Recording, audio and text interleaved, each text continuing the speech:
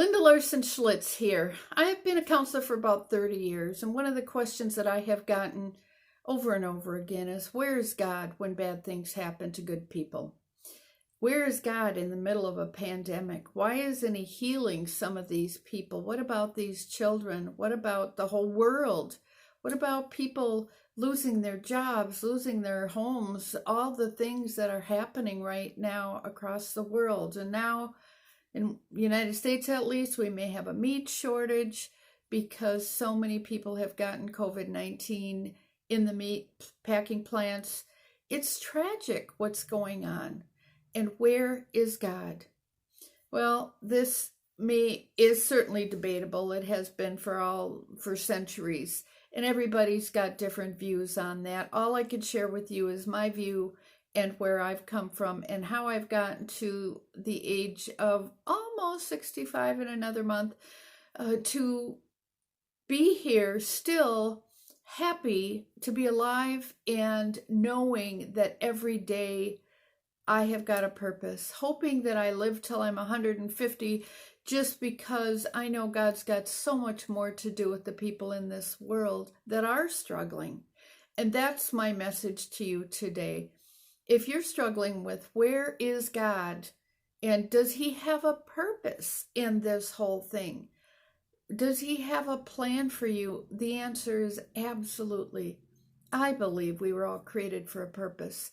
And that purpose doesn't change if we lose our jobs, if we end up homeless, if we're struggling, if our loved one is in the hospital. Our purpose doesn't change. Our purpose that we are able to do, because God is there helping us, giving us strength, giving us guidance, is to get to help another person, to give them hope.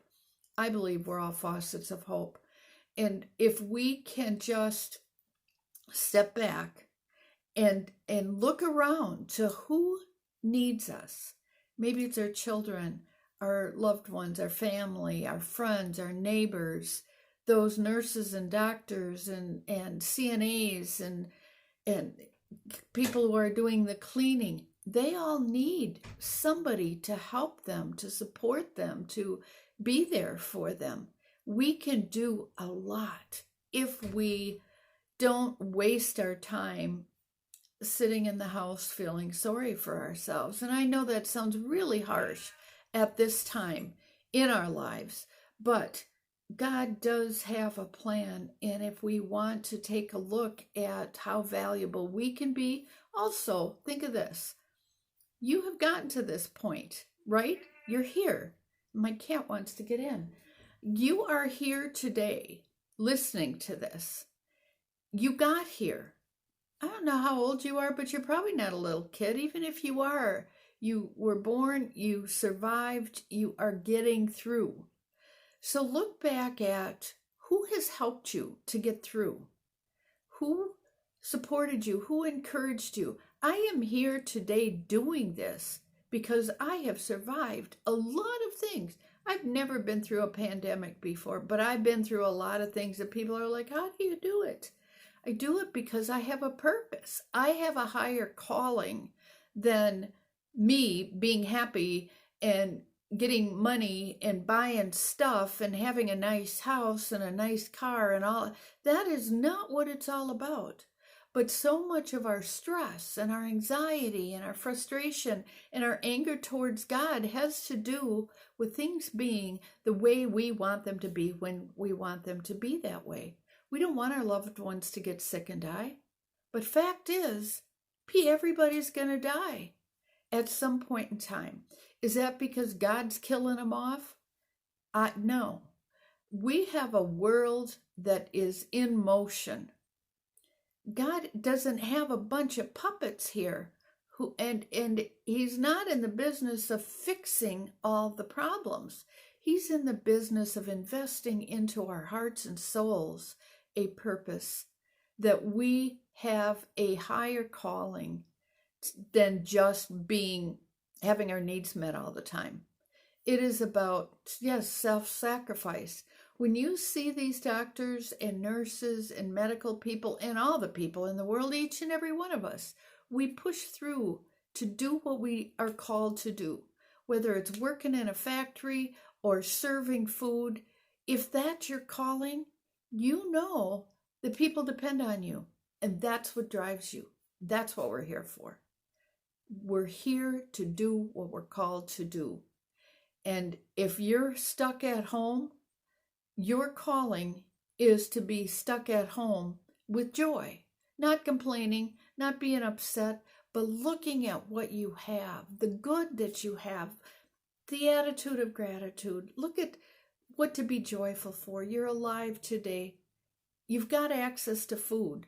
Maybe you're not utilizing all that. Maybe you've got to humble yourself and go to a food pantry, or go to ask a friend, ask somebody, hey, do you have a gallon of milk? Or do you have, and maybe you got to drink powdered milk, because that's all there is.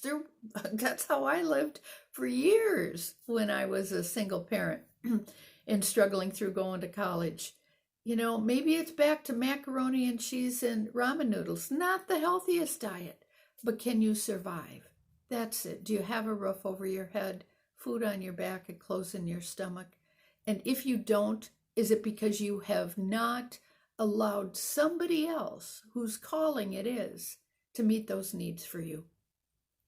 I want you to really think about your purpose and your plan today, because I can guarantee you, if you do that, and if you lock into that, knowing what you're on this earth for, you aren't going to continue to question whether or not God loves you. You're going to know, because it feels really good to have a purpose. And if you don't have a clue, you need to hook up with me. You need to listen to the rest of my videos. You need to come to my live events.